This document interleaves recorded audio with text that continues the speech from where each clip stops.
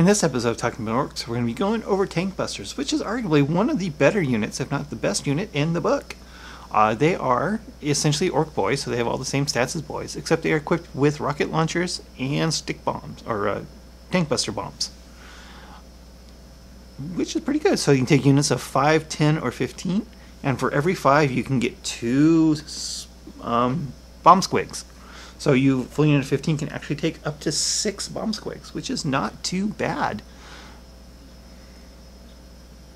Not too bad at all. So bomb squigs are interesting because they can do both absorb wounds and they also hit on a 2-up. Except against, they cannot target flyers. Or no, they cannot target units that can fly, period. So that includes skimmers, battlesuits, not just flyer battlefield role, but anything that has a fly keyword. So bomb squigs are definitely going to be very situational, if you want to take them or not. But fortunately, bomb squigs always hit on a 2. So what makes Tankbuster so good is the Tank Hunters rule. Tank Hunters, you can reroll failed to hit rolls for attacks made by this unit against vehicles. And bomb squigs, the death of bomb squig is ignored for morale purposes of morale. Rerolling against vehicles. This is one of the 2 rerolls we get in the entire index. A lot of armies can reroll, have models that have reroll bubbles. Orks get none of that. They have Tankbusters can reroll to hits against vehicles, and Flash Kits with Badrick can reroll once. That's it. Those are the only rerolls Orks get. And rerolls are huge. Okay, pure and simple. So Tank Hunters, you can reroll failed to hit rolls for attacks made against units that target vehicles. So flyers are a good one because 6 is rerolling with rockets is great because rockets are fantastic. They are a strength 8, AP -2, 3 damage. Straight up 3 damage, not D3, straight up 3 damage. So if you get some rocket hits through, it doesn't take very many hits or unsaved wounds with rockets to do a lot of damage to something. It adds up really, really quick. And again, with rockets being assault, they can also run or advance and shoot, re-rolling against vehicles. So that gives you a much greater threat range. Now you're talking, you got 5-inch move, say an average 3-inch run advance. So with the 24-inch, that's a 32-inch threat range with Tankbusters. And re-rolling to hits is incredible. And the bomb squigs benefit from re-rolling it. So their bomb squigs are hitting on 2, re-rolling to hit. So bomb squigs are almost always going to hit, and they are D6 damage instead of 3. Was the only difference. And they can throw, one unit can also throw a Tankbuster bomb, grenade D3, strength 8, -2, D6 damage. So not great. When we see the boss knob maybe replaces rocket launcher with 1 items from choppy weapons list, I would not do that. I would just let the boss knob keep his rocket. There's no reason to give him a power claw or anything else. The rocket's going to be fine. Up to 2 Tankbusters may replace their rocket launchers with tank hammers. Tank hammers are interesting. They are a melee weapon. Make a single hit roll with attacking with this weapon. If it hits, it inflicts D3 mortal wounds on the target, then remove the bearer. I'm pretty sure that means you only remove him if it hits, but I could be wrong on that. Let's see. I'm pretty sure that the then remove the bearer modifies if it hits, so if it misses, you're not going to remove him. But it's a 1-shot D3 mortal wounds.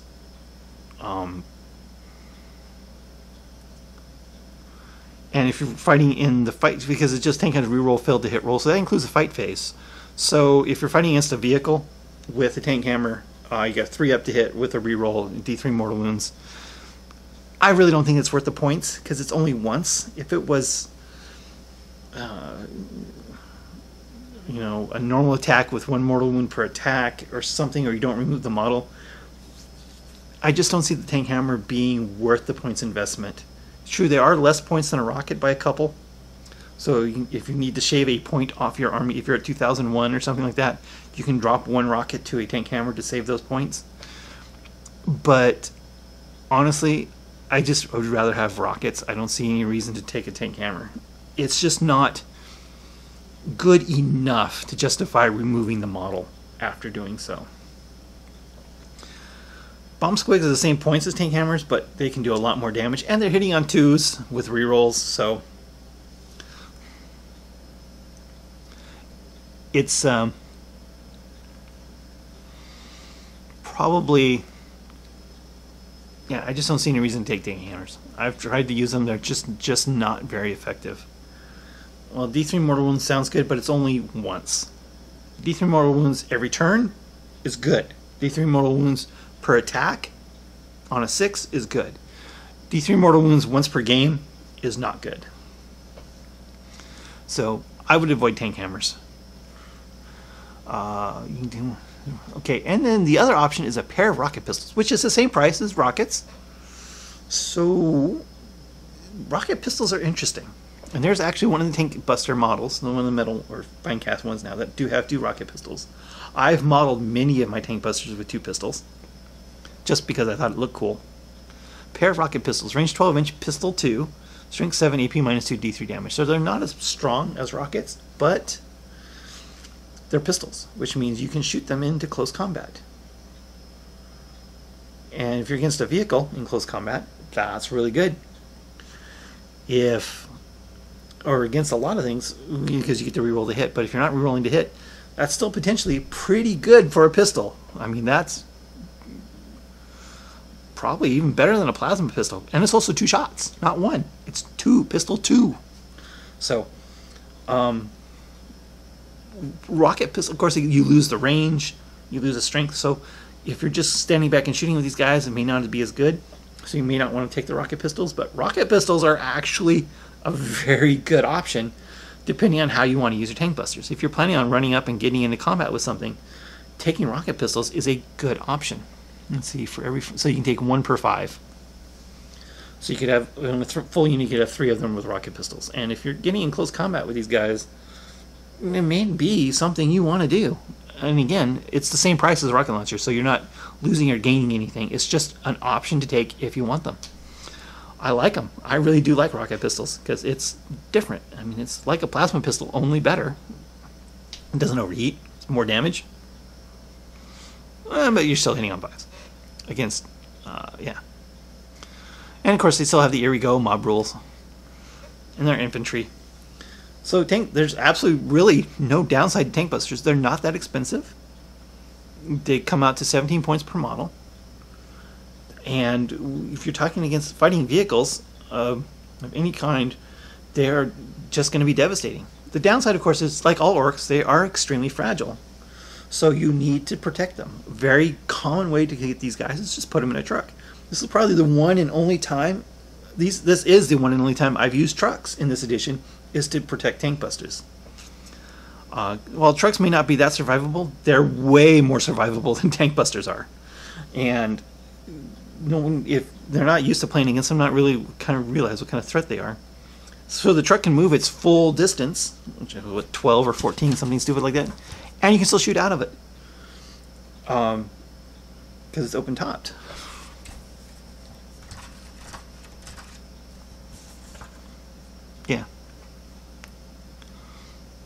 Yeah, so it is 12 inches. So that's a 36-inch threat range on your rocket, on your tank busters, with rerolls to hit against vehicles.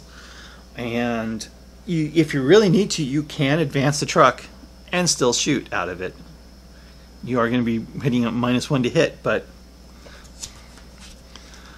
that's fine because you get to reroll. So it gives you the extra. If you really need that extra D6 to get within range of a vehicle, it's worth doing it. So battle wagons are an option for sure. They're a lot more resilient than the trucks, but trucks are cheaper. They're not cheap enough. I'll get into that later. But trucks are, I said, they're way more survivable than the tank busters are.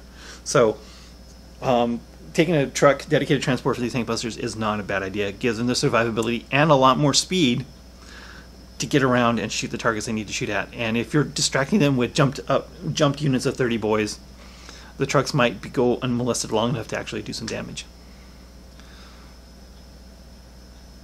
There's nothing like jumping a unit of 30 boys into someone's face to make them forget about the rest of your army. So again, Tankbusters are absolutely fantastic. By far one of the better units in the book. They're cheap enough to be good for their damage output. They're just absolutely devastating against vehicles and against non-vehicles if you get those hits through. Again, 3 damage per unsaved wound is a lot of damage that adds up really, really quick. And against Strength 8, you're going to be wounding almost everything on 3s. The downside is they don't have the melta bombs in close combat anymore. Of course, nobody does. So, that's it. That's Tankbusters. Absolutely fantastic unit. Just give them a little bit of survivability in a truck or a battle wagon, and they will do fantastic for you. Thanks for watching. Thank you for watching this episode of Talking About Orcs. Please subscribe and hit the bell button for notifications for new Talking About Orcs videos every Wednesday, new battle reports every Friday, and hobby videos whenever I can. Thanks for watching.